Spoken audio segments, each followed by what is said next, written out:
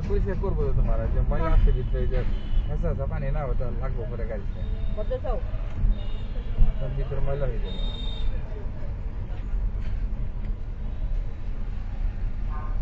এখন গেলাম আর কত পাই बस ऐसे जा क्या मतलब क्या लगा